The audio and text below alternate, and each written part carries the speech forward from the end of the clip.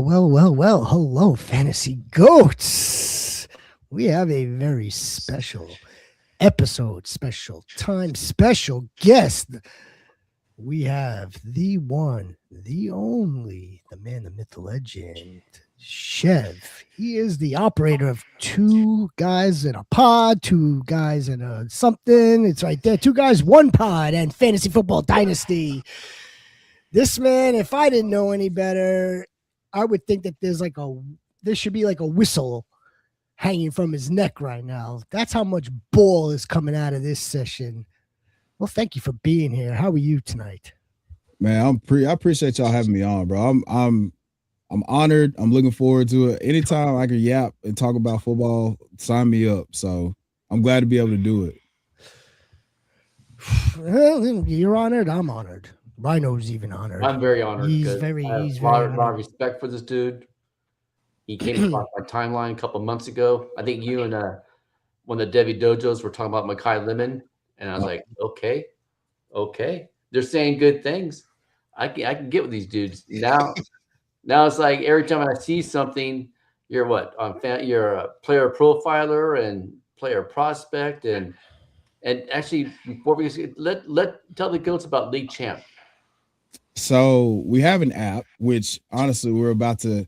Fortunately, I'm glad you asked me that because we're about to push out another update where you'll be able to get like coaching personnel, like formation utilization, all the coaching history, all that pushed out through the League Champ app. Where also we have all these jerseys that are semi-wrinkled up in my background, and the one Rhino. We do a weekly rankings giveaway for the most accurate ranker. So you post your rankings. Most accurate ranker wins a jersey. As you can see, all the Titan stuff is stuff that I won, not stuff that I bought for myself because I'm a sicko and I just like things that suck, like the Titans. So, yeah, I mean, go download it. It's available in the Google Play Store, the App Store. We're actually about to launch a draft competition. So we'll be giving away a jersey and other prizes for the most accurate, pick in the first round in the draft. So yeah, they have a nice little nice thing. You pick the picks. Whoever's closest wins. Yeah. I need you to go back and make some changes on mine. I'd like you to send me this. One, please. Either I'm asking you, Rhino, because I know you send me a whole bunch of stuff, but I'd like to get on it. I know the app that you're talking about, but that's draft competition. Yeah, I like winning. I don't really need the things. I like the glory. All right. Well, speaking of winning, hopefully not losing. This is what I want to do for the goats, CHEV.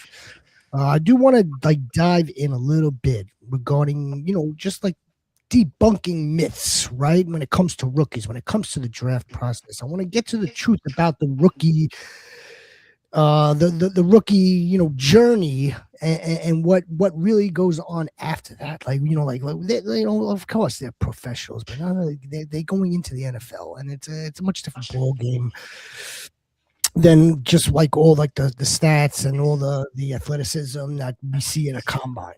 So we're not gonna I don't want to make this too difficult, too tough. Obviously, we just want your take for the goats regarding this. A couple of questions, few questions. Then we're gonna expand from there. Right. Okay. Talk about the quarterbacks. Of course, we want to talk about the running backs. We want to talk about the wide receivers, and then we'll hit up the vets. I think it's important. No tight ends? Maybe. If we have some time, which we probably will, we could figure out a tight end question on the fly. I got a good question. I'm sure you do. Well, actually, when we hit the vets, we're going to come across one that I know that you already put down for us to discuss. But yeah, no, I kind of I'm thinking more along the lines of if we could leave here with an idea of how these two, the rookie group along with the vet group, impact one another. More so the vets. How do the vets impact what happens now with the rookies? If we could kind of uncover that in some degree, I think we're in good shape. I mean, I tell you where you want to start. I mean, there's just not enough chairs.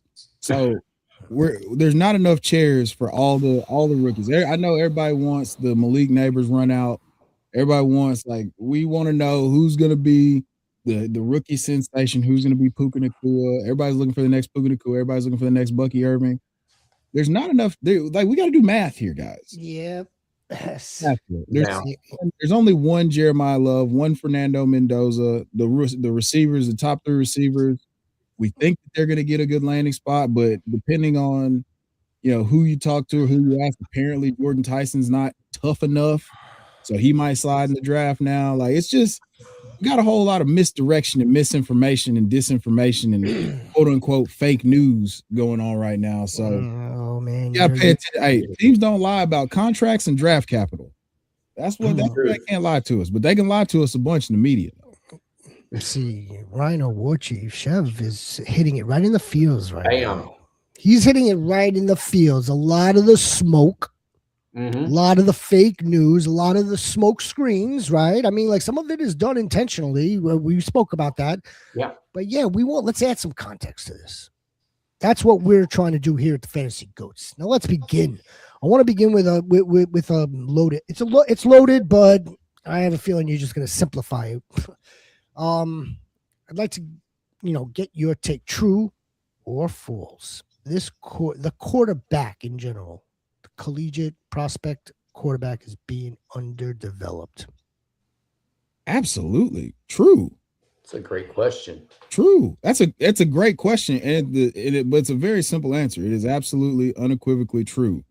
So the teaching that goes into the quarterback position, like, okay, I know it seems far-fetched, but there was a point in time where Tom Brady wasn't Tom Brady. And he talks about how he had to sit and learn the quarterback position and learn, like, what the defense was trying to take away from him. And that's, like, you go to quarterback school and you've seen over the course of the last decade, look at the 2018 class. You had Baker Mayfield go number 1 overall. He's on his 3rd or 4th team at this point. You had Sam Darnold. He's on his 4th team. The only 2 guys that stuck really were Josh Allen and Lamar Jackson, because they're simple, like, they're superhumans. And even with Josh Allen, it took him a couple years, and Lamar as well. It took both of them a couple years to develop into, like, multiple layered route concept passers where you're like, oh, okay, cool. So we're just going to keep him in here and make him beat us from the pocket.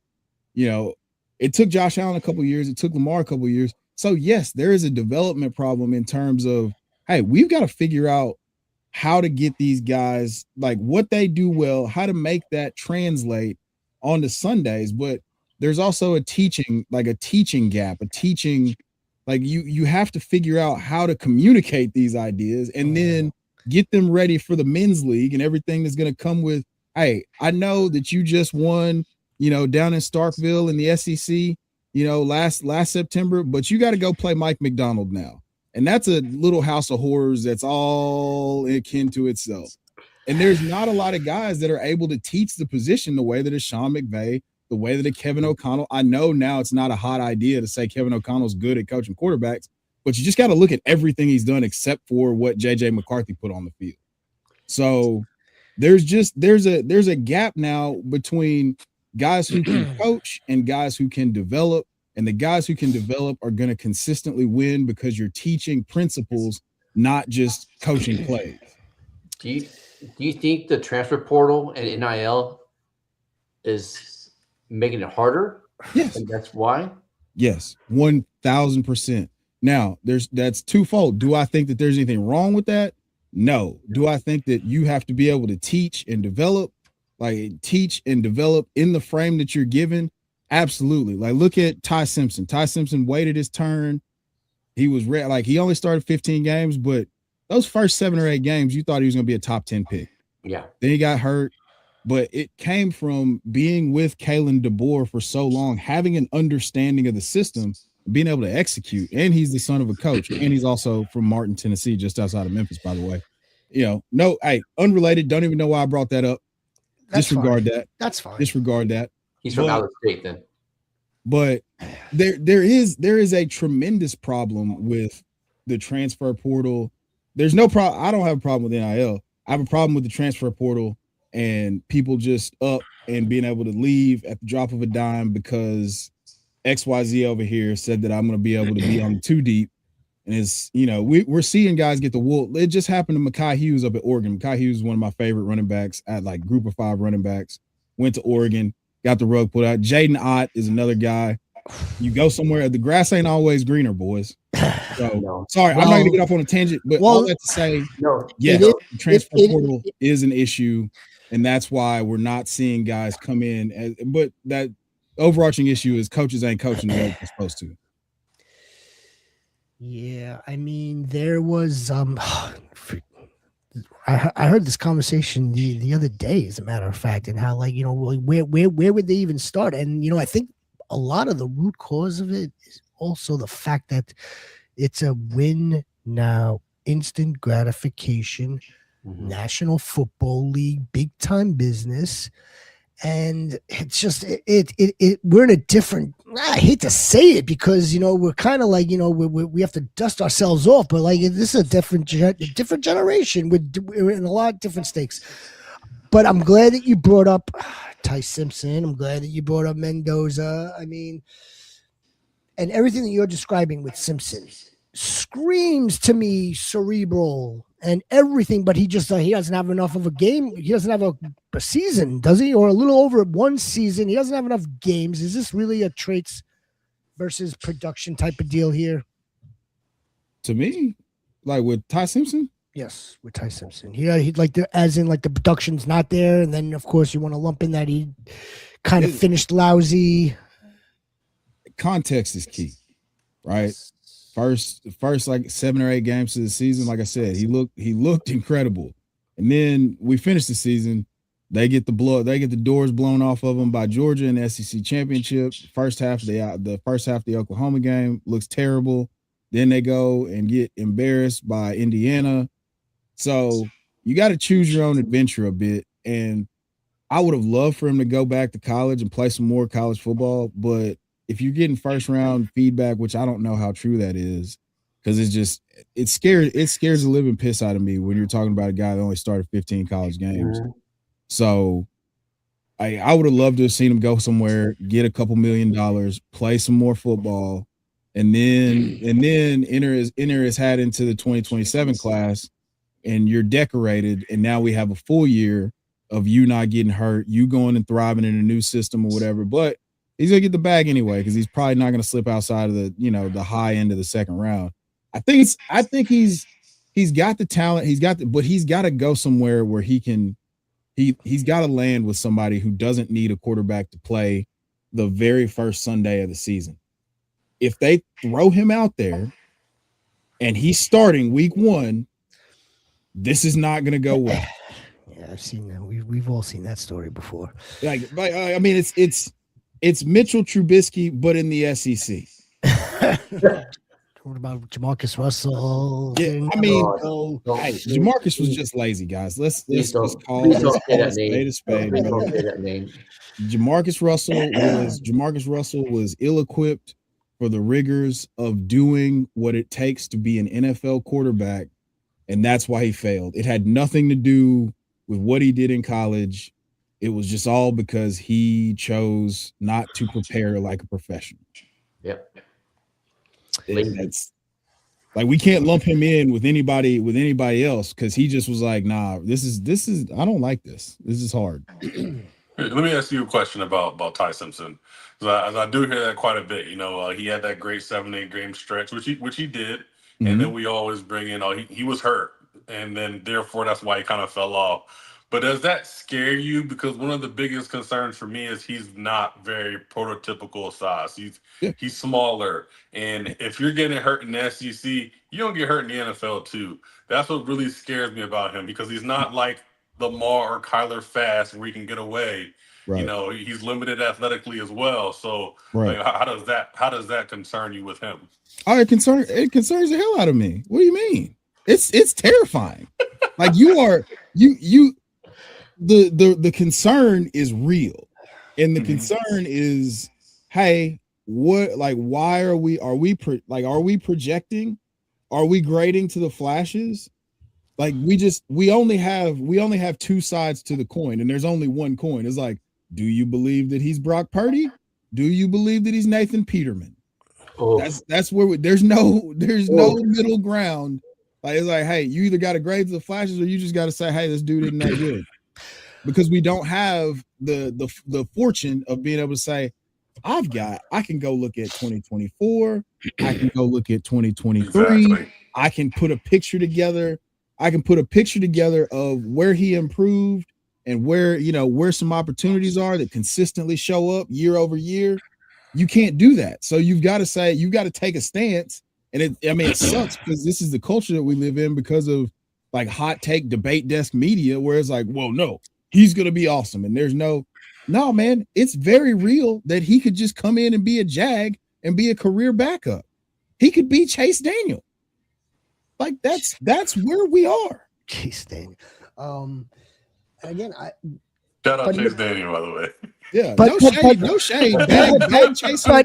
Bag chaser Chase. But right back to what you just said though, Chev. Right, you just said like, are we comparing him to Brock Purdy now? Now is the operative word. Now or Nathan Peterman? Like now. Well, why aren't we comparing him or attempting to project him in 3 years when he may have a golden opportunity to start, or even maybe, dare I say, longer? But no, I think it goes back right to the heart of like, damn, like most of these owners, I mean, like, yeah, they really, really want to win. They really love their ticket and TV revenue and so on and so forth. All right. You just touched up on 2023, 2024, how we don't have tape. Well, we do have some tape on some of these guys that came out in 2023 and 24. Where does Mendoza stack against the 2023 class, the big time 2024 class, and then last year's class as well? Like where would he slide so to speak? Where we putting Mendoza?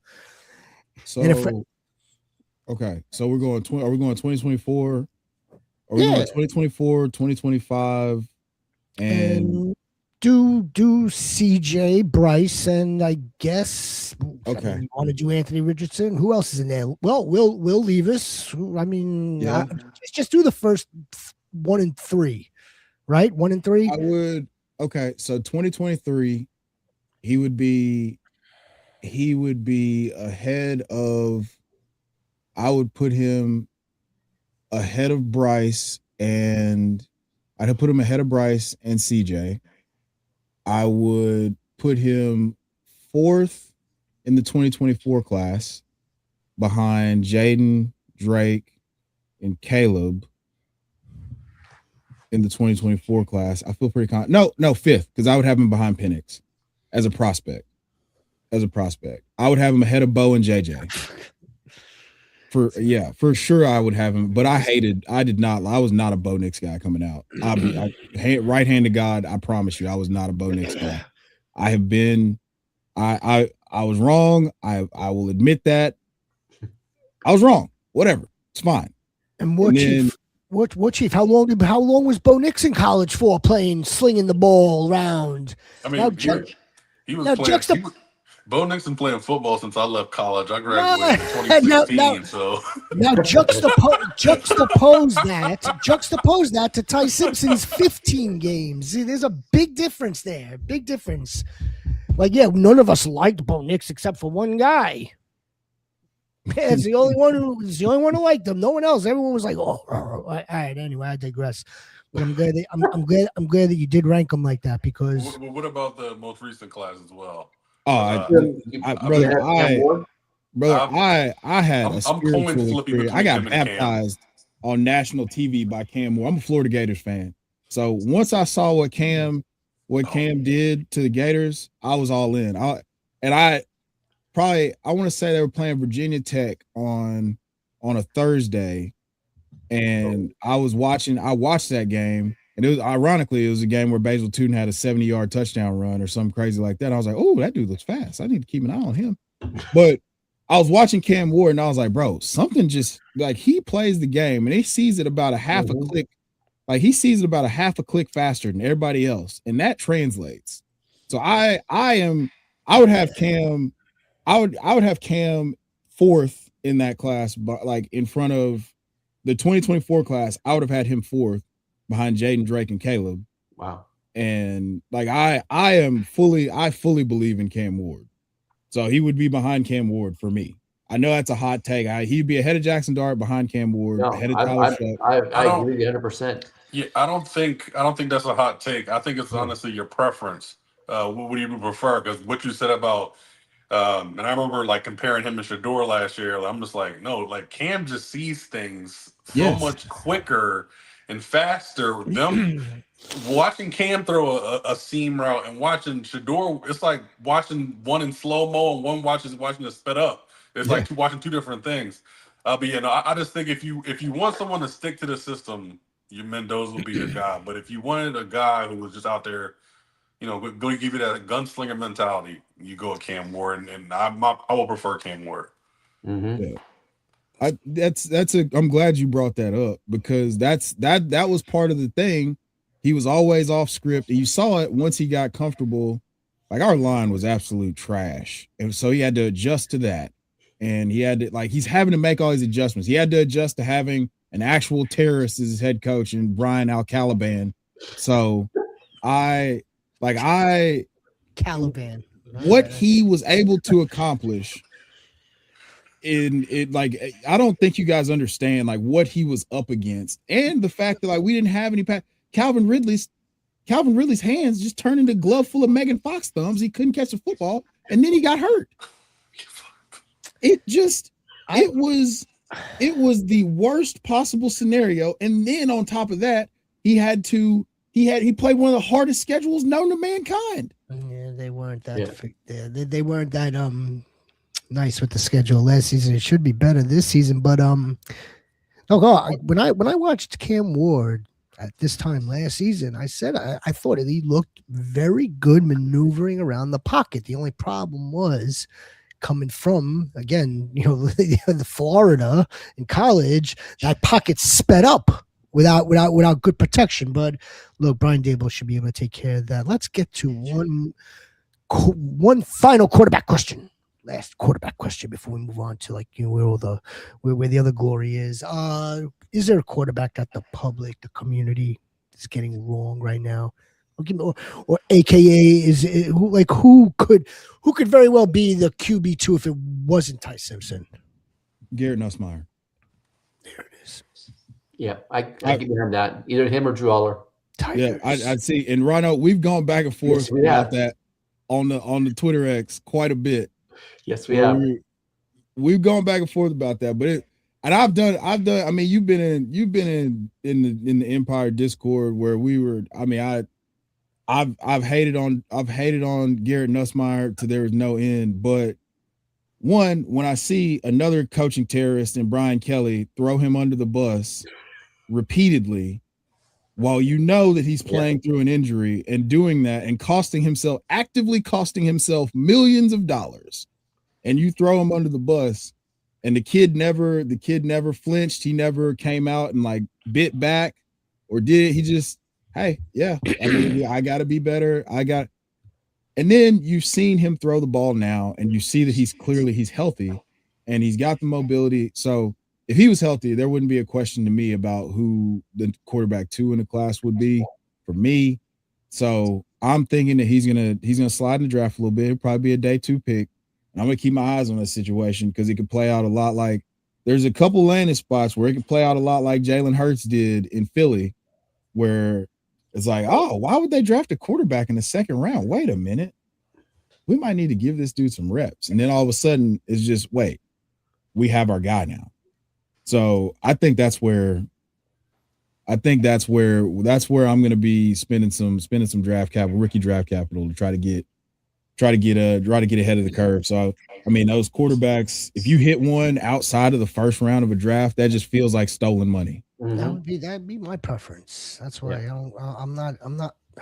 I don't see the need for the Jets to go and spend up on Ty Simpson when they could get someone like Nussmeier, someone like Drew Aller. I don't care who it is, just another capable body to learn, sit behind Geno, learn from, get in a quarterback room And then it's next season, but then again, we'll get to that later on in the show. Okay, yeah, well, why don't we move forward to the running backs? Rhino, War Chief, and our special guest, CHEV. We are going through the truth of the rookie class, and we're going to get into some Dynasty veterans.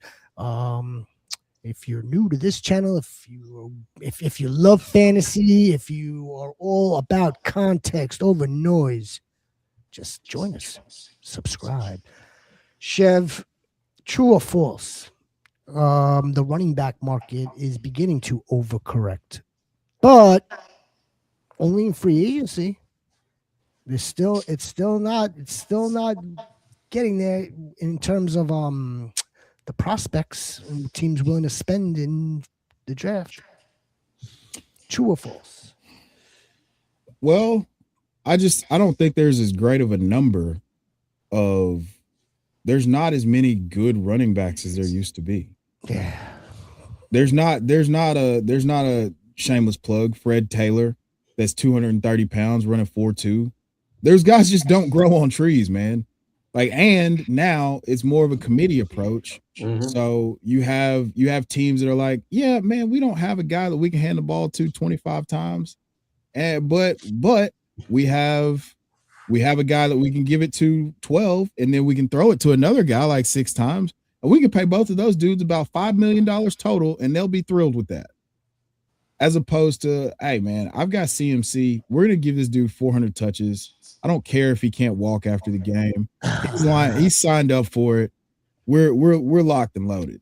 There's only so many Saquons and CMCs and Bijans and Jahmyr Gibbs that come around. And so I think with the way that teams are playing defense now and teams trying to combat that with 12 personnel, shout out to your boy Terrence Ferguson, who I assume we're going to talk about in a little bit, and the Rams. Like the way teams are trying to play defense, like counteract the way teams are playing defense, is you're bringing relevance back to the tight ends and the running backs. You're taking the third receiver off the field. You're putting 2 tight ends on the field. You're saying, hey, man, I'm going to run the ball down your throat unless you put another linebacker in the game, and I'm going to make you like it. So I do think there's a resurgence at the running back position coming. I just don't think that there's ever going to be like it was back in the day where you had the LaDainians, the Matt Fortes, the MJDs. We've passed that. You're going to have a few and far between, but I don't see there just being a plethora of great running backs like we used to have. Well, it's almost like it's either you get a good handful of them now, like, okay, like take last year's class, for instance, or like we have to wait around for like one. Now, then, like in 2 years from now, maybe there'll be another handful. And I think it's because it's the evolution or revolution of the league. Like there'll be a bunch of guys that are going to be out or on their way out, and now it's time to restock the cupboard. But I think it's because of the positional value where the majority of the league is still not into giving a guaranteed 5-year contract, pretty much guaranteed, to a running back, where we see Isaiah Pacheco winning Super Bowls. Now again, you can't do that 31 other times. You're not going to find, every team is built differently with different personnel. But look, we could go back to the 2022 class, not Brees, but Super Bowl MVP Kenny Walker, second round. So I mean, I bet you there's a lot of guys, a lot of general managers and personnel departments. CHEV, tell me if I'm going way off tangent, that are thinking that, I might, Jeremiah Love is really good, but like, why don't I just go get the guy that he played with in like the second round and like have him working, and Jadarian Price, and that's the lesser investment. I'm just giving the example. We could go, Jonah Coleman, you know what I mean? Mike Washington, any of these guys on day 2. And we're gonna get to that, right? War Chief, we'll get into a little bit of this debate conversation in terms of like how this draft capital is really being spent on running backs, and it's, I don't know. The Titans are in the pole position for Jeremiah Love, and now that's where I think smoke screens are being made or being caused to perhaps have the Titans jump up to get him, which I don't think they don't have to do at all. But then again, that's why I'm not a general manager in the NFL. I'm a general manager on Sleeper. It's wild. It's wild how we can get it right sometimes, and they get it wrong. But tell me, are teams making would the Titans be making the right decision with Jeremiah Love at 4, or would you prefer to see them just like wait it out, go get, if he slips, Bailey or Reese or any of the other guys, Carnell Tate, anyone else? So this is important because it's important. It is. If you get it, I would not be for this move if we didn't have our franchise quarterback. So I think you're on high alert. Like, you can pretty much wipe out any of the teams that don't have a franchise quarterback. Like, we know the Raiders are going. Mendoza most likely, unless they get an insane, like, ruin your franchise trade package to trade out of the 101. Pretty sure at 2, the Jets are not. I mean, with the way that they just franchised Breece Hall, I don't think that there's any way that they're gonna spend the second overall pick on Jeremiah Love. And at 3, if the Cardinals do that after paying Tyler Algier and restructuring James Conner's contract, hey, what's up? Who? Love who Hames, man. Yeah. And if the Cardinals do that, then I mean, bad franchises do stupid things all the time. But we have our franchise quarterback, and what's a good way to relieve pressure on a young quarterback? A strong run game. Well, good run game. And he's a plus pass catcher. So I'm fully enthralled with the idea. There's only really a couple wrong answers to me with the Titans at 4. Like, if we chose to go the Ruben Bain route, if we chose to go the Carnell Tate route, I'm cool with all that. There's only a couple players I don't want, and we don't have to talk about who I don't want right now. But I am in on Jeremiah Love at 4. What's interesting and cool at the same time is the fact that it's the Titans that happen to be in the best, like the most logical spot for this type of move. You know what I mean? Like, same way that I guess the Falcons were in that spot, a few years ago. Like, it made sense. Everyone was, Bijan had the high grade, generational, this and that. And so far, 3 years in, it looks like he is actually living up to that potential, which is fantastic. Another running back in that same draft reminds Rhino of Jeremiah Love. Am I right or am I wrong? Yeah. You see a lot of Jahmyr Gibbs, don't you? I mean, look, that's a ceiling play right there. At this point, after 3 years, Jahmyr Gibbs, that's a ceiling play. So if he rounds up doing that, I think you're in business. I hope Hams came in and he heard me talking about Isaiah Pacheco. Yo, look, I like Pacheco. Came from school around here, and now Kamanungai. University of New Jersey. Are you a Jersey guy? On the other side of the river, but I know they make good 7th round running backs over there. That's fair. They do. They have put a couple out in the last draft cycle. There are a couple draft cycles. I like. Is there a weakness to Jeremiah Love? I mean, like, other than pass pro, I mean, like, I feel like they're all kind of like weak in pass pro. War Chief, like, coming out, they're all like they're light. They're not in their adult body. They got Michael Parsons to deal with. I mean, I feel like they're all going to be kind of sort of weak. Is there anything else? I don't think there's anything else. There might be something else. He hurdles too much. I don't like what he's too athletic. What do you? Yeah, no, I mean, like, I do think that is kind of a concern, but I know I'm picking really, like, he does hurdle too much. He does. It's nitpicking is what it is. But he does hurdle too much. It's nitpicking. Yeah, no, I mean, that's a real thing. I mean, like, we saw Bijan hurdle and almost end up a paraplegic. So Yeah. like I ain't it's seen Bijan hurdle since. yeah. Yeah, exactly. He hadn't done it. He's just been like, hey, I can just jump laterally faster than you can. I don't have to jump in the air. I'll just turn into Nightcrawler. It's great. And Crispy has a good point too, right here. The Cardinals are a team that could that could do it. I don't think they will. They have too many other needs, like on defense, to do that.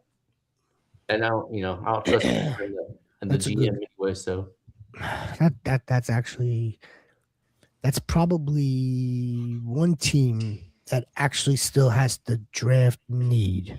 So many teams are just going to draft the best player. At least several of them are going to just draft who they think is their best player, the highest graded player on their board. Jeremiah Love is probably going to be in that conversation. Give me the RB2. When I said Jadarian Price, you almost left our show, and so give me another RB2. Oh, you know what? Better than that, give me an RB that no one's talking about. That someone that's going to skyrocket. Someone that could very well names being called on Sunday. We're all adding him on Tuesdays. Give me somebody, Chef. I'll give you three. Give me three. That I like. Jam Miller out of Alabama. Jamari Taylor from Virginia, and Robert Henry Jr. from UTSA. Oh, you went deep. Yeah, he went real deep. He went deep. I thought maybe we were gonna get like the dude from Wake Forest. I thought maybe we. Demond Claiborne is my RB8, I believe. I'll tell you exactly. I mean, are any of these like undrafted free agents? Like, no, I mean, are they gonna go? Jamari Taylor, and Jam Miller are definitely getting drafted. Yeah, Robert Henry might slide a little bit, but in terms of breakaway yards, my buddy coached him at UTSA. That's why I wanted to bring it up. But in terms of home run hitting ability, lateral agility, that's one of the dudes that like goes somewhere. And ironically enough, kind of like Sincere McCormick came out of nowhere a couple years ago during the fantasy playoffs. Yeah, like that's how he could pop up on the screen. Ironically enough, Sincere McCormick went to UTSA also, but that's how he could, you could get this guy off waivers post rookie draft, depending on the landing spot in capital. I don't expect him to go in the first 4 rounds by any stretch of the imagination. That's a foregone conclusion. So either late day 3 or UDFA, Robert Henry Jr. with I was talking to somebody on Twitter and I was like, hey, just go watch him versus Texas A&M and tell me this isn't an NFL running back. So yeah, those 3. That Jam Miller, he's got the receiving upside, correct? Yes. Okay. So again, Alabama was willing to let Justice Home Run Haynes walk and gave Jam Miller the keys to the castle, and that wasn't a ridiculous decision at the time. I like the nickname. Oh, dude, I love Justice Haynes. I was so sad that he didn't come out in this class. Same here. Yeah, I was really upset. I was like, brother, why would you do that? But he got that would have made RB2 an easy answer if you came out. Yes, absolutely, fully agree. Okay, but who's going to be drafted after Jeremiah Love? RB2. Like, who's the next board? Next back off the board? Probably Mike Washington. Mike Washington. All right. I mean, the combine just absolutely skyrocketed him into the national consciousness. And at the end of the day, man, he's a 225-pound running back that runs 4.3 that can catch passes. Mm-hmm. Like, it's going to be real hard for a team to – I mean, he tested the way that we wanted Nick Singleton to test, and he plays the way we want Nick Singleton to play. Yeah. Like, what are we doing here? All right, as for Mike Washington, I watched his tape against pretty much just about anybody he really played well against, like Texas. He played really well against Texas and some other teams. I like him a whole lot. but I feel like he was just born in the wrong era. I don't Kinda. know if he fits in today's NFL as seamlessly as well as he tested. He tested great for being big, but he just runs like a 2000 runner to me, and I just don't know if he's going to fit well in the NFL. I told you, he reminds me when I was watching the film, it was like he reminded me of Eric Dickerson. That like the long stride, he's real high cut, like long legged to be 6 foot, 6'1".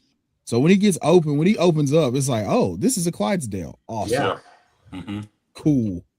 But I want to see, and one of my co-hosts on Two Guys One Pod got to interview him at the Senior Bowl, and he said one of the things he wanted to show everyone was that he was a capable 3-down back. So I think that he's going to translate a little bit better, but there's a very, very small window where we get the optimal version. And you got to hope that he lands in one of those ideal environments. Because if you just turn around and just hand the ball off to him, just slam him between the B gaps, I don't feel like that's going to be, he can do it, but I don't feel like that's where you're going to get the best version of Mike Washington. And I feel like with the running back class as a whole, you're just trying to play operation to try to drop them into the perfect situation so that we can get some good fantasy outcomes. Because if we're like, otherwise, you're just like, well, okay, cool. That dude's going to be a backup. He's going to be behind, whatever. If Jadarian Price, like Daniel Jeremiah did in the mock the other day and puts him on the Seahawks, nobody's thinking that once Zach Charbonnet's healthy, it's going to be Jadarian Price's backfield. That's just not going to happen. And that I feel like there's just so many landing spots like that. And you're high on Emmett Johnson too, correct? Oh, I love Emmett Johnson. That's my RB. That is my RB2 personally. Yeah, that's what I thought. Yeah, I like Emmett Johnson. I think because he ran 4.5, 4.6 at the 4.56. Yeah. Yeah, I think that hurt him. It didn't hurt him. I mean, look at freaking Kyron Williams. Look at all these other running backs that run 4.5, 4.6. They're getting the job done. Yeah, I mean we're seeing the same movie over and over again. Yeah. Like first it was Kyron Williams, then it was Bucky Irving. Like we're just watching the same. It's like, oh, he's not going to be good. Historical percentile says that he can't be good at football because he didn't run a fast 40. Like, come on, guys. Like, watch him play football and then tell me he's not good at football. Right. So watch Emmett Johnson literally just teleport from one side of the field to like outside the hash, and you're like, oh, huh. I wonder if you look at him play football and be like, it's too bad he's not good because he didn't run a good 40. Like I'd never want to talk to you about football again. I promise you. But draft capital doesn't play into any of it, though. In terms Absolutely. especially for the running back, I would think. Especially for the running back, a wide receiver not as gripping. Like you could find more hits with later wide receivers than you can with 5th, 6th round running backs. They may have good games. They're all gonna have some good games here, some good streaks there. I just don't, you know what I mean? Like, it's not that I'm rooting against Bucky Irving or Isaiah Pacheco or anybody that's drafted late. It's just, there's a different caliber of athlete. I think there's just, they possess more skill when they're being drafted higher. There's a greater investment into this player. But every once in a while, you'll come across something like Kyron Williams. Every once in a while, but that's once in a while. Yeah, Emmett's such a historically bad name. Of course, it's out there. It's an outlier anyway. Well, I do understand draft capital, but I also do want to say fit matters a lot too. Like for example, and I'm thinking about Bucky Irving in this case, right? I remember when Bucky Irving got drafted in the 4th round, and that's traditionally not great draft capital. It's not 4th round pick. But I sat there and looked at Bucky Irving, and I go, okay, he's behind one of the most inefficient runners we've ever seen. He's going to get his opportunity because when he was at Oregon, he was one of the most efficient runners in the country. Now, was the draft capital great? But the fit was great, So sometimes we can't just immediately go to the high draft pick. Sometimes we might have taken a chance on a guy who is talented, but was drafted lower, but with a better fit. And probably because not the wide receiver position, quarterback position, and secondary DB positions are pushing these running backs that probably could be higher further down the draft board because they know they can get them right there. Exactly. Yeah. I mean, that's the thing is now you don't have to spend the first round pick on a stud running back. Now, when you have one in this class, right, you do it. And if you have two, you do it twice. But there's not. I mean, it's going to be a while before we see probably 3 first round running backs again. Yeah. I think so. Emmett on the Cowboys in the 4th. Tony Pollard was a 4th round draft pick, wasn't he? Yeah. Tony Pollard, but he was working in tandem, for his first 2 years. Then what? Then Zeke fell off. Tony Pollard was like a star for 6-7 games or 10 games between 2 seasons, and then he got hurt in the playoffs. Tony Pollard hasn't been the same. All right, let's. Oh, I mean, he ran for 1,080 yards and 4.6 a carry behind one of the worst offensive lines known to mankind last year. So. When we should have another conversation, not now, because then it'll take a whole other show. Do you honestly 1,000 yards? Is that still really our benchmark? I mean, behind a bad old line, it should be. Yeah, I mean, it's not if you're at 3.5 a carry and you rush for 1,000 yards, you might just need to be a fullback. Yeah. If you're 4.6, you're 4.5 or better, in terms of yards per carry, I can respect it. I can respect it a lot. What was Pollard averaging last year? 4.6. Really? Yeah. Wow. Yeah. Yeah. He just didn't score touchdowns, and we didn't throw the ball to him for some reason. He got 2 of the best pass catching running backs, Tyjae Spears and Tony Pollard. And you're just like, nah, bro. I want to see what Alec Ayomanor's up to out there. And Chimmery. One of our favorites here. I like our guys, but I'm just saying, Tony Pollard can get it and get skin, and get nasty with it. Yeah. Ellick's just trying to, he's trying to figure it out. Washing the syrup off his hands. Chim's out there. Hey, is this a punt? I don't know. I think there's also something to be said about the fact that, okay, it's been Tony Pollard's still in this league right now. A 4th round draft pick, the 2020 draft, the 2021 draft, right? And he's still playing. That takes a lot of determination, takes a lot of discipline, and may not always show up on our fantasy rosters or in the box score, but look, 4.6, and he's still doing his thing at probably close to 30, I would think now. Yeah, he's like 29. Now the War Chief just brought up the landing spots, and I want to know something about wide receivers and landing spots. Are they overrated, or is archetype what going to determine a player's success, a wide receiver's success? Landing spot overrated or archetype is what determines a wide receiver's success. How many of y'all got Garrett Wilson? How much Garrett Wilson y'all got on your dynasty teams? I'm on 2. I got one dynasty and 1 keeper. Yeah. So is landing spot, do you think Garrett Wilson sucks, or do you think landing spot matters? Landing spot matters. Yeah, landing spot matters. Garrett Wilson sucks. we needed to. They had Lavernius Coles in mind with Garrett Wilson. I mean, and you remember Lavernius, right? And they had Brucey from The Longest Yard in mind when they had guys quarterback. All right, so you answered the question. Yeah, no, it's the archetype. Yeah, it matters. Unless you're, think about it, dude. Calvin Johnson went for 780 yards as a rookie, and people were saying, oh, he's such a bust because Adrian Peterson came out and did what he did. And you get Matthew Stafford, and all of a sudden it's like the heavens opened up, and it's like, oh, you are a first ballot Hall of Famer and one of the most rare talents we've ever seen. You can tank anybody, dude. Brock Osweiler, that long neck ostrich bastard, had DeAndre Hopkins looking just regular out there. Man, Those are I the- could go. I those mean, are we good could go. days. We could go bar for bar with this one, dude. Those- Environments matter for wide receivers. That's let's stay here in 2026. As much as I would love to go down the wide receiver memory lane with you. Talk to me. Talk to me. You see who's behind. You see, look at that guy. They don't make them like that anymore at 6 foot. Yeah, they probably do.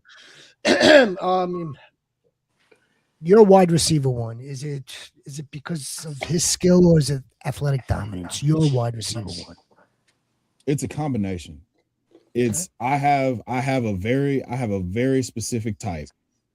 Like if I were building a receiver in a lab, it would be a lot of parts of George Pickens with not the mental makeup.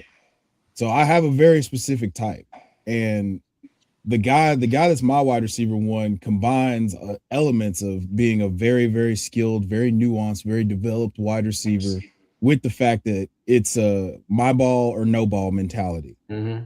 So my wide receiver one has been since late October, Cornell Tate. Okay.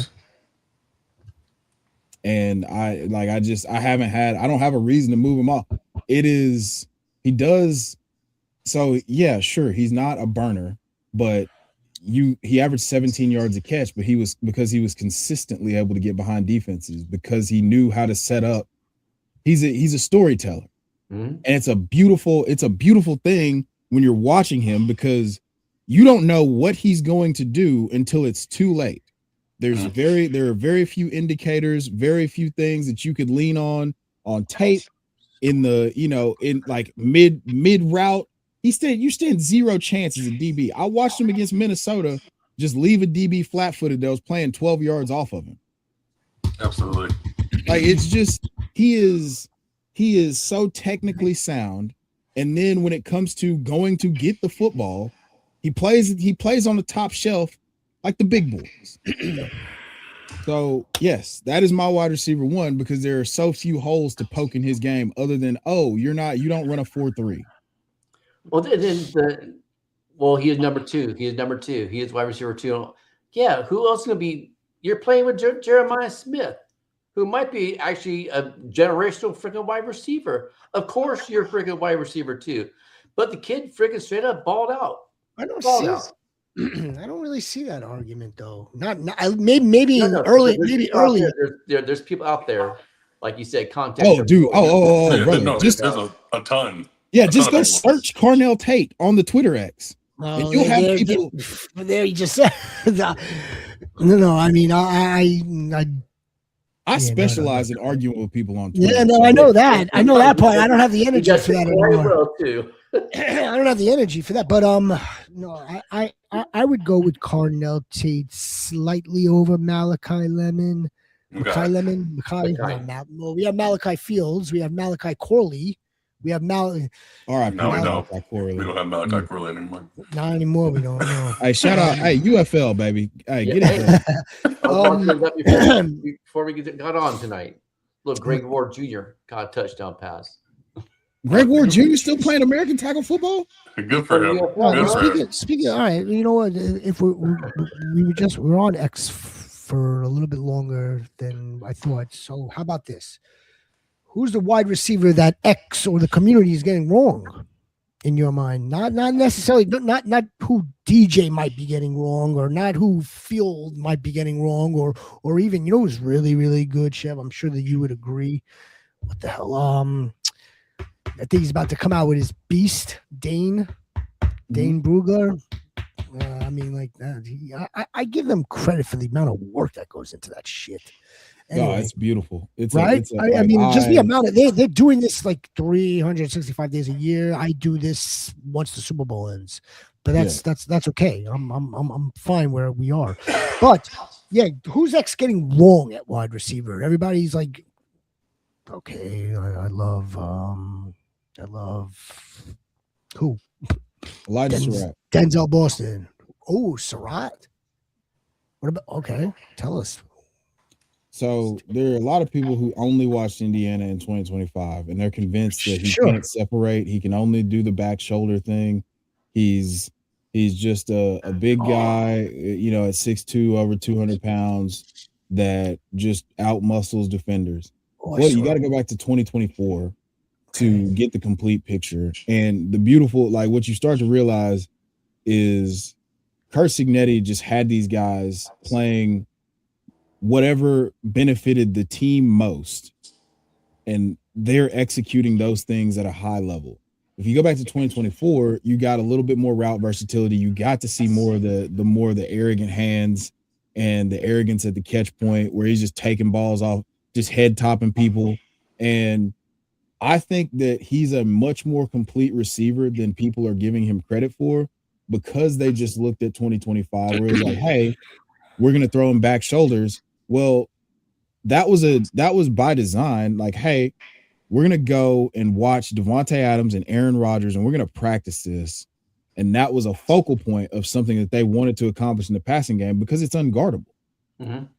And, you know, if you just throw the ball at the back of the DB's head, he's never going to see the football, and your guy has a better chance if he can see the football every single time. So there's a much more complete player in Elijah Surratt than people are pretending or giving him credit for. And I think that he's going to, wherever he goes, he's going to rise up that depth chart expeditiously. I think he's a really good football player. Yeah, I saw And I have him as my wide receiver 10 Would you currently. pick him over Cooper? No. Okay. No. I saw No. a wicked post No. probably yesterday regarding Surratt and his A-dot and his then the yards after the catch from there. And yeah, I know this dude also like tagged reception perception, like, and I wasn't even sure whether if he was calling reception perception out based on the data or if he was like going along with them. But oh, holy smokes! Anyway, yeah, I like that one. I like Cooper as well. I like Cooper. Cooper's my wide receiver 5. Surratt's my wide receiver 10. I like Cooper. I like Lemon. I think Lemon's got dog in him. When you said arrogant hands, you know, the first wide receiver that popped into my brain, Jamar Chase. Yeah. And Higgins they both have very good hands, but Chase's arrogant hands. I love it. It's like my ball, no ball. And they're both Chase. just like that. Yes. Yep. Dog mentality, man. Yeah. Can we talk about Makai Lemon for a second? Please. Sure. I know Rhino loves it. But so what am I missing? Like, why do people think that he's slot only, or he's not going to translate because he's not fast? Or because that's what he's being portrayed by the talking heads. But if you go back and look, 35% of the plays he played outside, he dominated outside just as much as he dominated inside. Yes. But it's the talking heads, they're putting that out there. I think it has to do with a little bit of Madden mentality too. For the mass, I wasn't going there. The mass of the amount of people who are just everyday people. Madden mentality, you don't draft a 5'11" slow wide receiver that only plays in the slot, because that doesn't work on Madden. I looked at a lot of wide receivers across the league right now, and they're not great. Like Devontae Adams is a great Madden receiver. He's not. Right. Like these guys are great receivers, aren't great in Madden, so therefore they're not going to be good in real life. But please have your opinion. No, I'm. It frustrates me because, one, you have the slot only allegations. You have he's not athletic enough. I don't know if he's big enough. Like, brother, he plays bigger than what he is. That's what I'm saying. Yeah. If you watch him play football, it's like, oh man, that dude's got to be like 6'1", 6'2". Exactly. Oh, he just jumped over that guy. Oh, he just took the ball away from that guy. Like, arrogant hands. He's got arrogant hands too. That's what I'm saying. And the point that you made about him being so in 2024, he was like 85% slot rate. And then this year that bumped down to like 66, 67, where it's almost 30% outside. But you got Jacoby Lane out there, man. Like, what? Right. Why? I feel like people just take their thinking caps off and start saying the stupidest things imaginable that don't pertain to the actual player. I think nothing against the analytical people, But a lot of times they're too much of an egghead, and that's all they look at is that. And they don't look at the game. They don't look with their eyes. Look at how the game is played. They just look at that. A lot of these people have never watched them play. They'll look at snippets of it, 5 minutes of this, 5 minutes of that, and then they freaking come to conclusion. You know what it also comes down to for me, right? And this isn't a knock on KC, right? But Malachi, Jesus, Makai lemon drops, baby. He doesn't drop the ball, does he? No. He does not drop the ball. That's what I want. If I have to go between someone who might be faster in KC Concepcion, right, who operates in the same manner, same role almost, can play both ways, right? I'll take lemon drops. Well, yeah, I don't think you have to make the choice between the two. Yeah. Personally, Makai Lemon is my wide receiver 2, KC is my wide receiver 4, but I'm not gonna fight back. I'm not gonna fight back if anybody puts them all in the same tier. Right. Because one thing that I've said till I was blue in the face, I think we just talked about on the FF Dynasty not too long ago, was if you flip the quarterback play and if you gave KC Jade Maava, I think that he could very easily be in the conversation to be the wide receiver 1 or 2 in this class. That's so crazy, man. He saved Maava a lot because Maava, and I 1,000% agree. And Maava was not even that good. That just kind of tells you how bad the quarterback play is really in Texas A&M. That's what I'm saying. Like you watch KC play, and there's like, man, there's another 500 yards out here just for the taking. So he's wide open. And it's just, oh man, is that ball? No, I guess that's going out of bounds. We'll try again later. But the knock from what we're hearing is, and what we're seeing, that he had those Megan Fox thumbs. Yeah, Megan Fox thumbs. Those little tiny thumbs will pop out on now. That's the quote of the day. That it has to be there's no way I can forget that. There's no way I can forget that. Jeremy Bernard, who hams is that's getting my guy. a lot, he's getting a lot of buzz around Jets Twitter. Now, I don't necessarily agree on the spot, the actual draft his capital, but I've seen him at 33. I've seen him at 16. We don't need Jeremy Bernard at 16, and I wouldn't even take him at 33.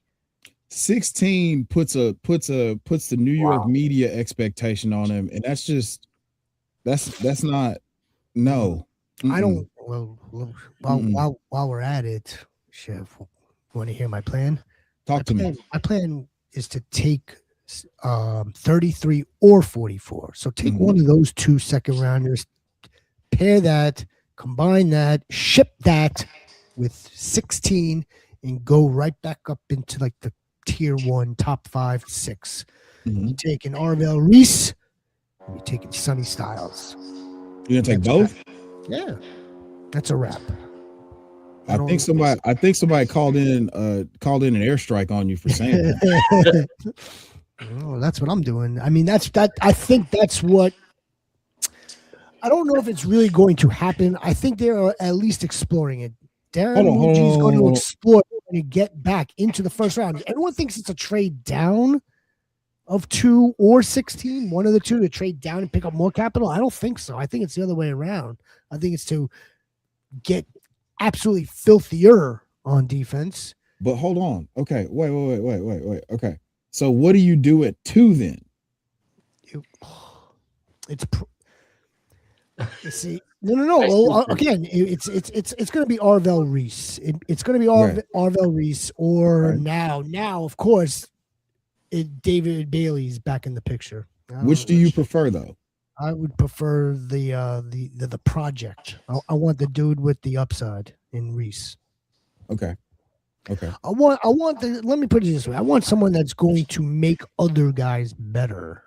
If that's Arvell Reese coming out of a Matt Patricia defense, give me that versus the pure edge, the pure defensive edge that's just going to get you 10, 11 sacks, which is very good. if you're not trying to get real physical like and nasty in the run game, I don't want any parts of you. And so I said I wasn't going to say what I didn't want at pick 4, but now that we're here and we're talking about it, I don't want any parts of David Bailey at pick 4. I mean, he don't play. He didn't play. He's not physical enough. He's not physical enough in the run game for me. So I'm right there with you. I agree. I'm with you. It's okay. Like, we get it. He's pro ready. It's Sure. like it's his natural born position to like go get the quarterback. Yeah, I prefer to have more versatility. I think we would get that, or any team would be lucky to have that with Sonny Styles, who's going to play all over the place. And that's I think if the Jets could pull off getting 2 of those dogs, holy shit. There's a very real possibility to me that Sonny Styles ends up being the best football player from this draft. Absolutely. Yeah, absolutely. Absolutely. I didn't want to say that, but I don't like what people are saying about Sonny Styles. I don't like that people are saying you don't pick a middle linebacker that high, but he's not a traditional middle linebacker. He's Micah Parsons. He came to Ohio State and he plays safety, and then he plays linebacker. And if you stack up him and Arvell Reese's pass rush reps, they're the same. So how can you just say he's a middle linebacker? I think he's extremely special, and I think he should be taking number 2. Rhino, do you remember when? And Chef, I don't know how old you are, but I know Rhino is a little bit older than I am, so you would remember this vividly. When Brian Urlacher was coming out of New Mexico, yeah. What did he play? What did he play in New Mexico? He came as a safety, right? And this is almost to a T, Brian Urlacher, but he's more athletic. And like we're saying, he's more athletic and plays very similar to a first ballot Hall of Famer. I forgot we're not talking like actual draft stuff, but no. This is draft stuff. Oof. This is football, bro. This is draft stuff to me. I love Sonny Styles. I know we won't do it, but I would be okay at 4 if they just were like, screw it. We're going to take, because I mean, we got Cedric Gray, who was like top 3 in tackles, but Sonny Styles is the type of dude that changes a defense for 10 years if he's healthy. We agree. Because you just have a cheat code. You got a 6'5" version of Fred Warner that could also just say, hey, I'm going to rush the passer. And he's 21? Yeah. Like he's going to be 260 pounds probably in 3 or 4 years and still running like that. He's going to be like getting hit by a damn Prius or something. We didn't get Geno to bridge quarterback into 2027. Keep Brees. We have Garrett from last year on extension, but like Aaron, this is supposed to be Aaron Glenn's team that he's like coaching week in and week out. That unit needs to be absolutely filthy. But so yet we're gonna like the discourse was Ty Simpson a week ago because of the pro day. I'm like, are you kidding me? No Ty Simpson. Like, okay, I understand you may want to add depth at wide receiver. Fine, go get Jeremy Bernard, but it's not going to be at 33 or 44. And who am? You know what? It may take even more than that. And then I would really have a conversation. Do we want to use one of the 2027 firsts and just seal the deal? Because then look, because at that point next year, if you need another pick to go get your quarterback, then you're going to use a 2028. That's the only piece that's missing at that point. Look at this guy. Look at this money. Look at this guy. What up, Cam? What up, Cam, daddy, baby? Cam Goats in the house. Yo, boys. Holy shit. Why don't we all Cam Goats in the house? Let's circle it right back. Great conversation. Let's circle it. Let's get to the Dynasty. Or let's get to the vets. Oh, I don't know what we're circling back. We didn't even start with the vets. we're not circling anything back. Yo, boys, it's been a while since I caught a stream. Good to see you, man. How's everyone doing? Anyways, I see. I have the 106 CHEV, and he's got the 108 in a 12 team. The tight end premium. Who should he take? This is one of our goat of goats. One of the goat of goats. He's got the So 106. He's got 106, the 108. What's the tight end? Well, how much is the premium? Can you tell me that real quick?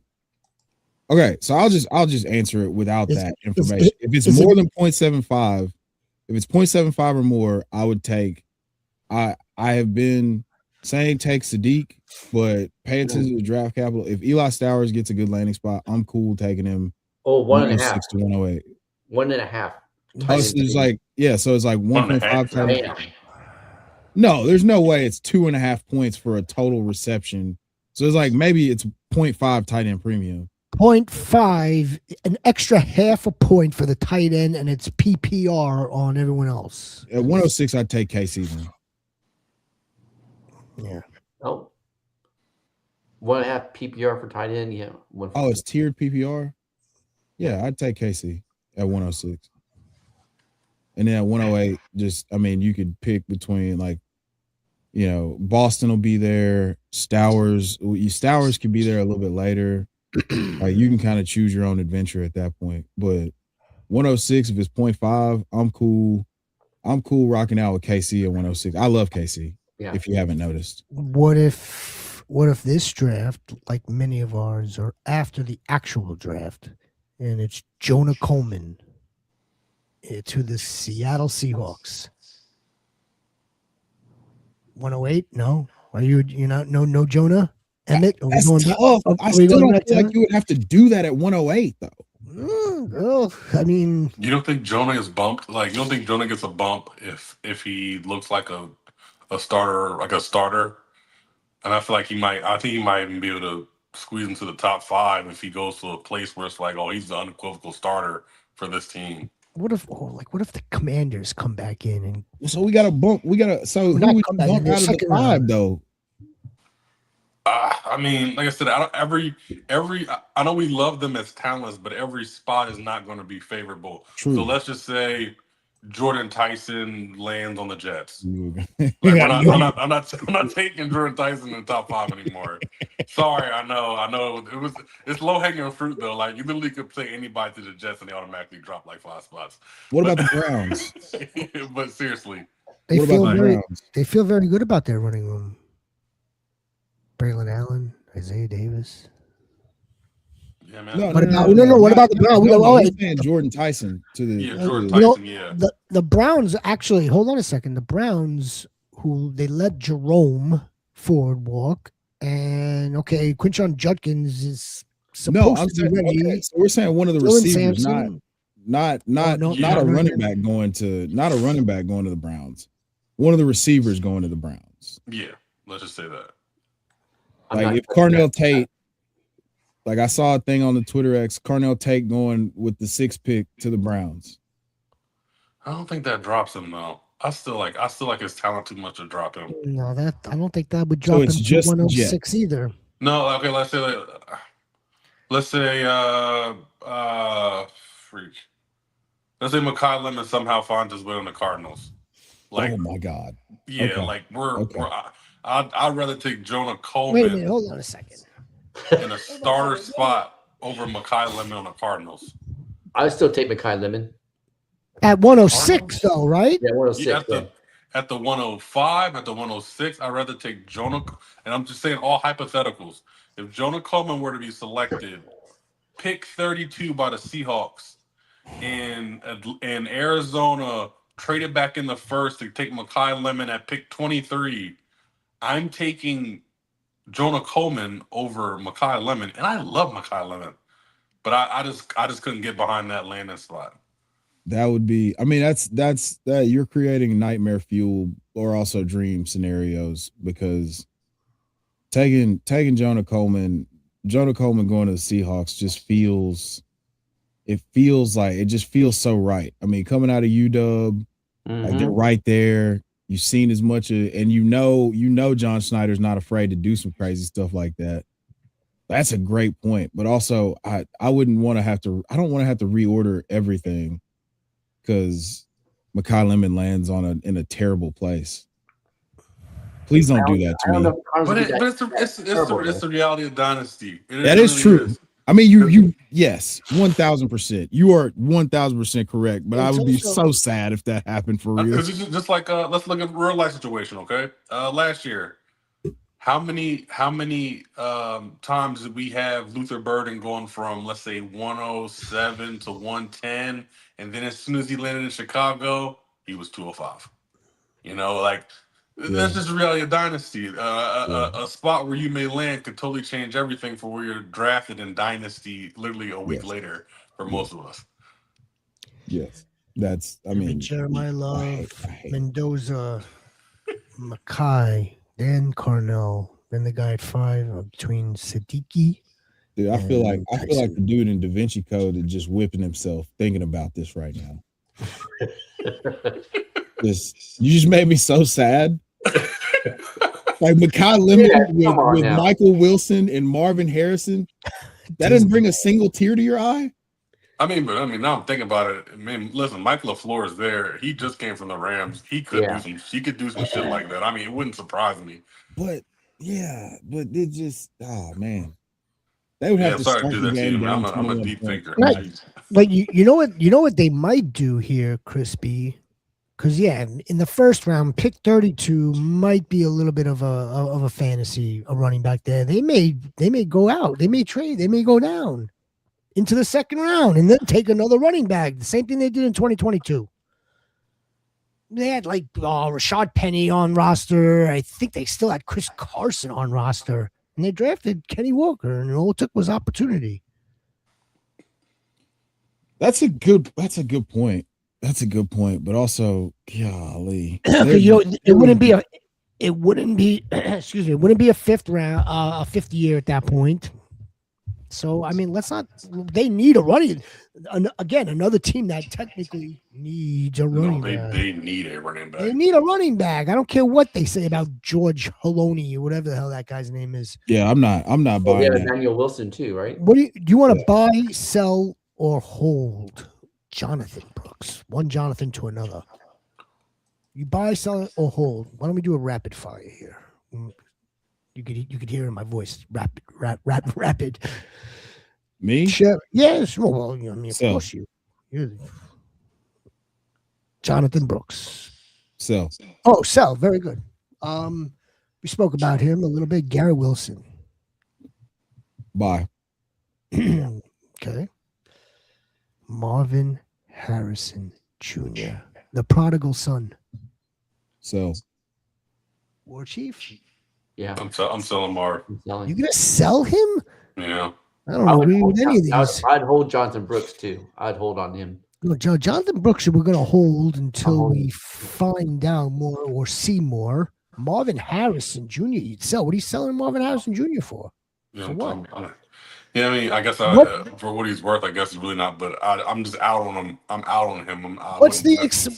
What would you take for Marvin Harrison Jr., Chef? Knowing where you drafted him, one of the top 5 a projected early 27. Like we can't do it right now, obviously, but a projected early 27 first, mid 27 first, not even early. Obviously, if it's early, you're not touching those most likely. No. And I would sell for any of the top 5 picks just to re-roll with one of those top 5 spots in 2026. It is. Look, I'm a man of poise. All right. I don't just panic. I mean, I don't just panic and shit my britches when it doesn't go the way I want it to for fantasy. But he has done some alarming things that I'm just really ready. Like, I mean, dude, there's the one route where it looks like he's just running like Mose through the beat field at the office, like in the office. What, didn't he have like an appendicitis on that route? No, this was his rookie year when we were all trying to figure out why he wasn't good, and I blamed Kyler. Yeah, I think that there's a twofold problem here. One, the Cardinals have done enough dumb shit to ruin his confidence. Yep. And two, they've just done way too much to ruin his confidence, and he hasn't done himself any favors by not overcoming said dumb shit. And you have the thruple juxtaposition of Malik Neighbors coming and blowing that shit out of the water. and Ladd McConkey going over 1,000 yards, Yeah. and Brian Thomas Jr. going over 1,000 yards. Like, you've had all these flashes from guys, and he was supposed to be the guy. Malik Neighbors closed that gap, but going into 2024, there was no conversation about who the wide receiver one was until Malik Neighbors played his way into that, and then Malik Neighbors goes out and sets records as a rookie. So you're looking at Marv, and you're like, brother, why don't you do cool stuff like that? Why don't you do cool stuff? All right.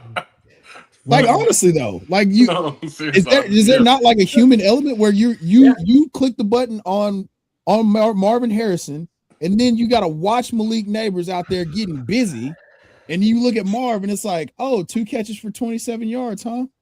Tough day, huh, bro? Tough day. See, you had me at the Arizona argument. you had me there, but then after that, it started to go downhill. But I mean, you know, Malik is Malik Neighbors. I mean, I think we got to give him a little bit more. What the hell's the word I'm looking for? It's benefit of the doubt. Benefit of the doubt. You want to inject more Arizona into this, and you think that's a good idea? No. There's no choice unless they trade him. And I don't think. No, they're not going to do that. But he's going into what, his third or fourth year? This is year 3. I think this third year breakout, baby. It's happening. We know what happens earlier than it used to, but you know, I'm going to give him the benefit of the doubt, the generational prodigal son, and you know, Kyler Murray and everyone else there has done him no favors, but that's where he was drafted. Let me ask you.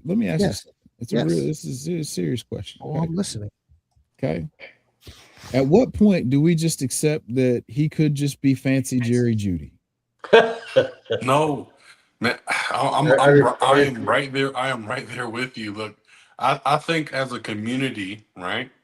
I think we did ourselves a little disservice when we were evaluating him. I don't think we watched his tape because we heard so much generational. And if you sat there and watched LSU play football, there's no way that you weren't like, yo, this dude number 8 and this dude, again, I think it's number 11, BTJ. I'm like, these two dudes are freaking special. Mm-hmm. But Marv's still number 1 though, because he's just generational. He plays Ohio State.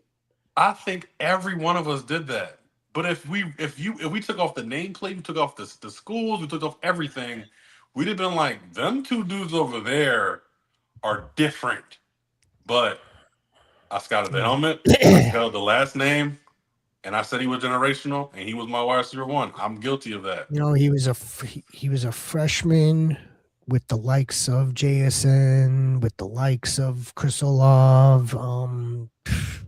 You know, I mean, like, he's had it easy. How about that? He had it easy, aside from his name. So if you put him on the Chiefs, the Rams,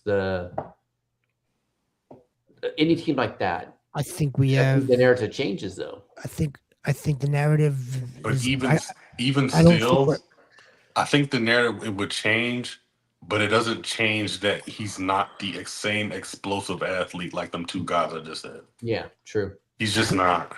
Well, okay, we'll re-examine this conversation, right? Dynasty, Big Mac, FF, Reddit deserved donkey of the day for that. Donkeys, we love our donkeys here. I have a fix for all this. Well, Kyler Murray. Oh, you have a fix for Marv? Ship him? No. Oh, there's a couple. I have to rebut a point here. Please. We can't give the Arizona excuse because there's no planet where Kyler Murray wasn't superior to whatever the hell the Giants threw out there during Malik Neighbors' rookie year. It's a good point. It's true. It's good. I'm not say it. Yeah, it's a good point. I'm not a Kyler apologist by any stretch of the imagination. But Kyler in 2024 was a better quarterback than Daniel Jones ever thought about being. Mm-hmm. Better than Tommy DeVito or whoever else they threw out there at various points in the year. And Malik, it didn't matter, dude. Malik Neighbors got active. All right.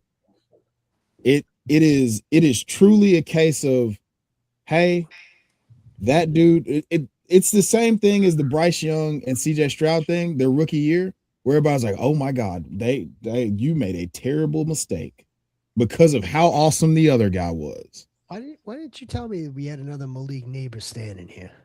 I'm not. I'm not. I just recognize game, man. Yeah. Look, you can't argue, brother. You go ahead. I will not. If you can make a coherent argument as to so far, no. Marvin Harrison Jr. is superior to Malik Neighbors, I will not say another word on this podcast. Go ahead. So far, no. You even take you take the first 2 seasons that Marvin Harrison played, games played is going to be more now than Malik Neighbors, and the number's still gonna jump right out of the screen.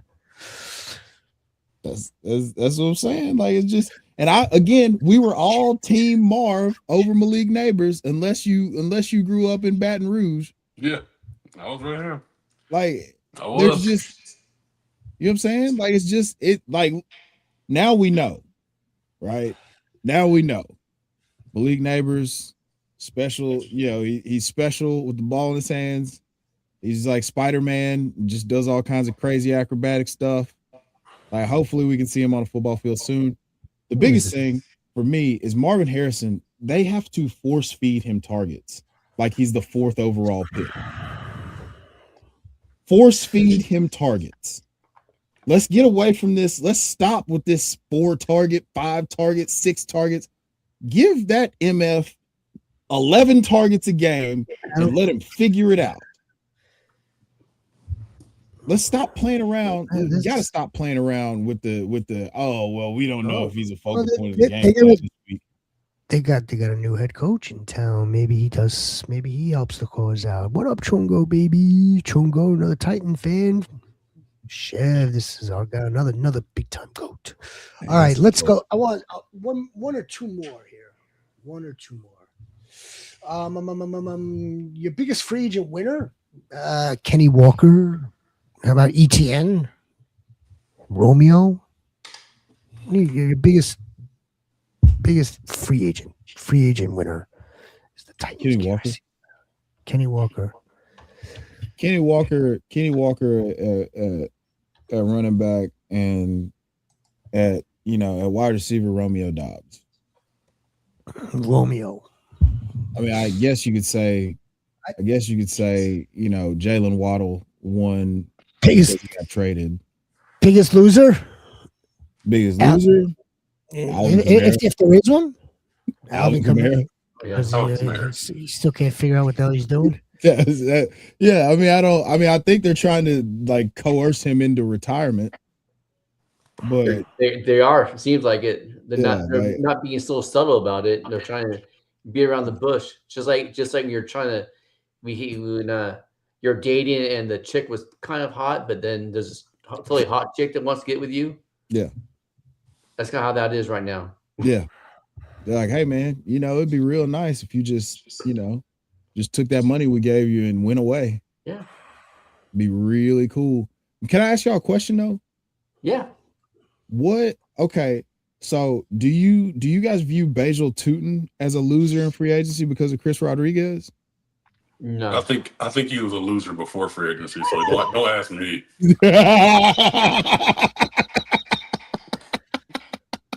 I think I don't think they're done with their running back. I don't think they're done either.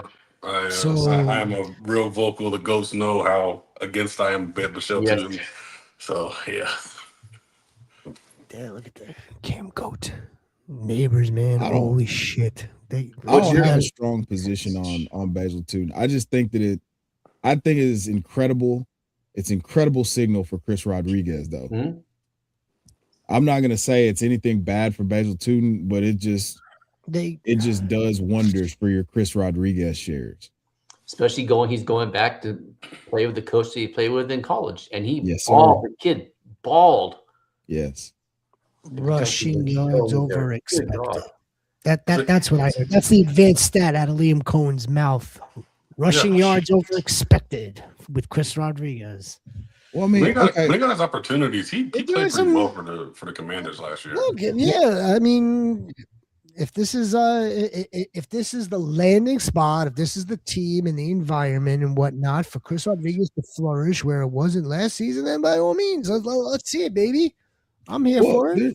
There's we have 2 straight years of him using effective committees and the running back 2 basically being around like 10 or 11 points a game. Excuse me. The 10 or 11 points a game in the system. I mean, Travis Etienne was like 15 points a game, and Basil Tuden was like 10 points a game, and had usable fantasy weeks. And then in 2024, Rashad White was still 12 points a game PPR wise, and Bucky was 17 or 18 once he got his once he fully blossomed and started getting most of the touches, even though he still only played like 50% of the snaps. So what history is telling me is that there's an opportunity to go get one of these dudes for super duper cheap. Mm-hmm. And like, I just don't understand why nobody cares about Chris Rodriguez and LaQuinn Allen, because there's going to be a second running back. LaQuinn Allen, that's a lot of people, because we talked about this not too long ago about him, especially with his receiving upside. Yeah. And they've already trusted him with the pass blocking. Yeah, exactly. And that's the key.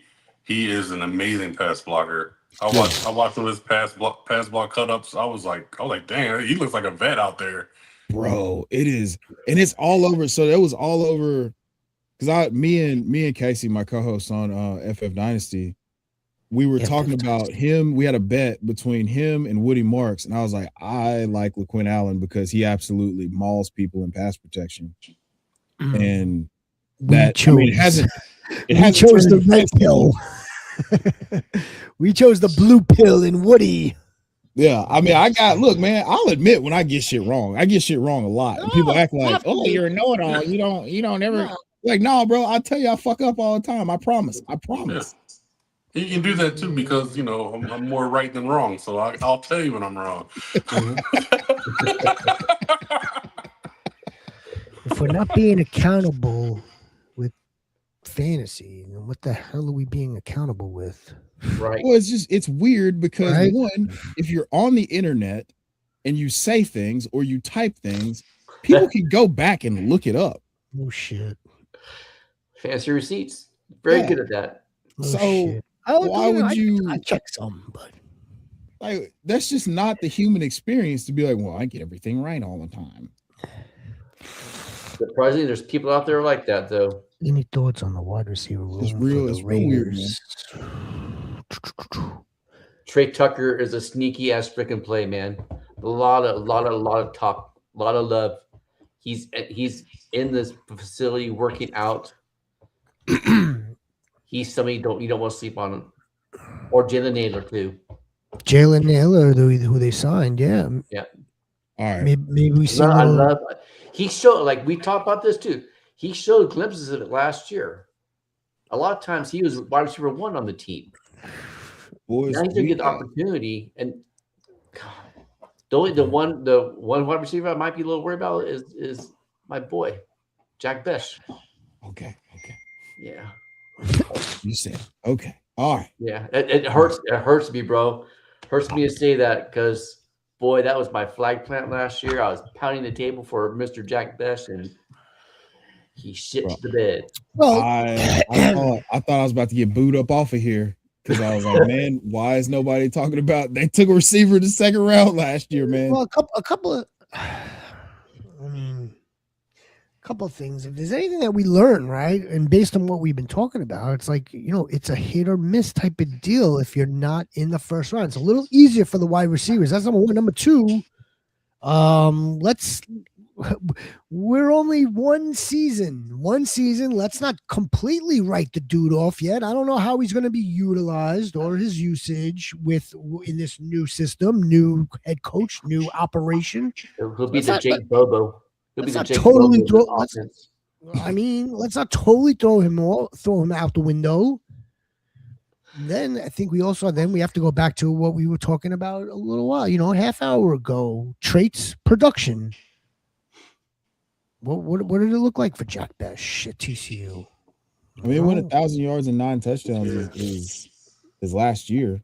That's that's production, right? And it could change. It could change with Kirkle there and Mendoza there, and an improved offensive line and everything, and it could be accurate. There's the other wild card, by the way.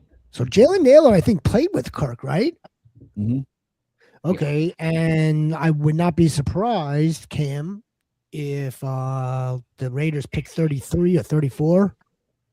They may try to go get one of Mendoza's guys if he's still on the board. I don't think Cooper would be. He might be though.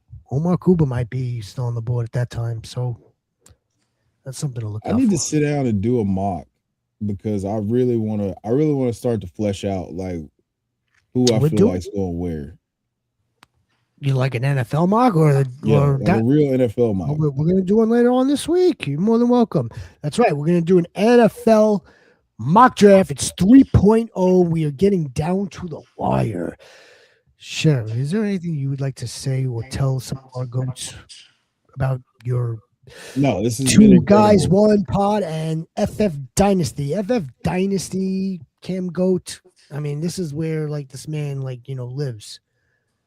Yeah. He took off the whistle around his neck for the show tonight, but if he's not on camera, he's got a whistle around his neck. This man eats, breathes, sleeps, shits, and watches Megan Fox football. And this is why we get along. This is why we only want people like this on our. Cam Goat knows we don't have many people come on. I don't know what it is. I'm stubborn. And Goats again. I'm stubborn. I don't want just anybody on here. I'm sorry. I don't. No, trust me. He's very stubborn. It's probably to a fault in this regard. And tell the Goats that are in the chat about League Champ again one more time. Oh yeah. So League Champ, we're rolling out a new feature where you're going to be able to pull up coaches' personnel utilization and historical running back usage, wide receiver usage. All of that will be available here soon. But the more important thing that we're doing right now is we're doing the draft competition, most accurate, most correct draft spots in the first round. Winner gets a jersey. See, right here.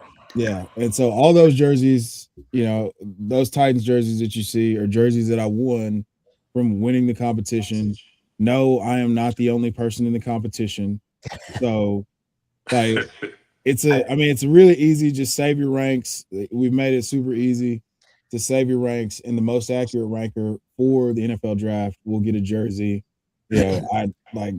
You can even tell us like, hey, you would donate it to a local food bank or whatever the case may be. Like I donated one of my jerseys to a local food bank. So you can, it's multi-purpose. It's fun. It's competitive. Yeah. I just enjoy being able to say, I told you so a whole lot. So it spoke to me from the jump. I think go download it today in the Google Play Store. In the App Store.